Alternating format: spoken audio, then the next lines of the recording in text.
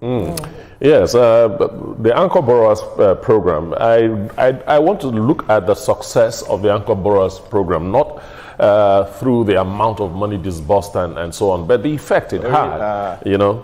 I'm not hearing you clearly, Ria.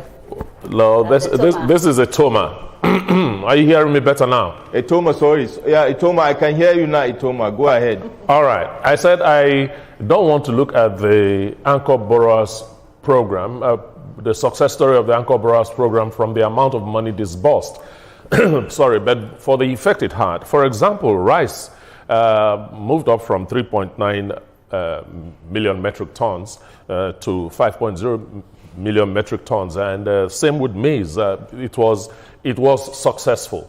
But we had 3 agriculture ministers during his administration. Audu Ogbeh, number 1, who did a fantastic job with the Anchor Borrowers program. Nono, who later was removed for lack of performance, and the 3rd man.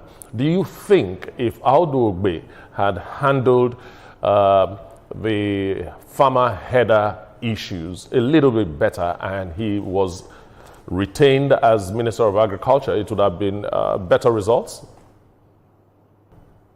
Good question, Itoma.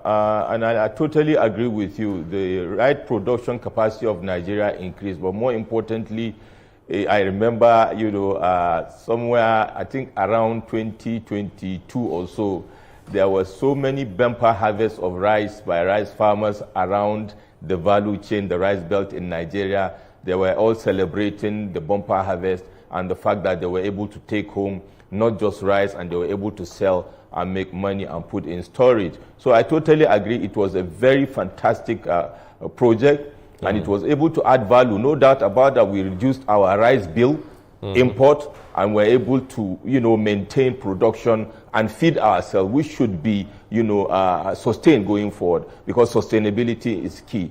And that is where the issue is, because not just the rice, to answer that question, first of all, Chief Audu Ogbeh is a renowned Nigerian, a renowned agriculturist, and a result-oriented leader, one of the few ones we've had over the decades. So I totally agree with you. He did a yeoman's job like he has done in his previous portfolio.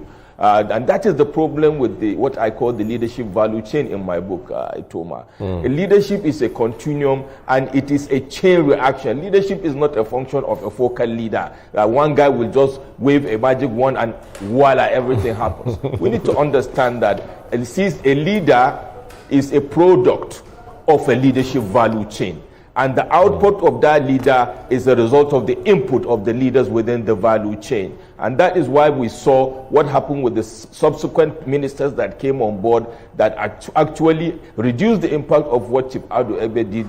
And then we have the creation of the problem by other people within the value chain of leadership with regards to agriculture and indeed other, economic visions that Mr. President Muhammad Buhari had. But that being said, I believe that there were other critical failure factors apart from the apart from the farmer herder issues, Itoma. We had insecurity issues to battle with. You recall, you are in the media, you have reported how some of the Anchor borrowers were complaining that they were not able to return the investment because they couldn't go to the farm, or they had gone to the farm, but they couldn't go back to harvest. So insecurity was one of the critical failure factors. The issue of global warming, we saw the floods that were affecting some of these areas. And of course, I totally agree, is a big issue for us, a recurring decimal in our evolution as a country that should be dealt with. This harder farmer issue, which is becoming an embarrassment to us.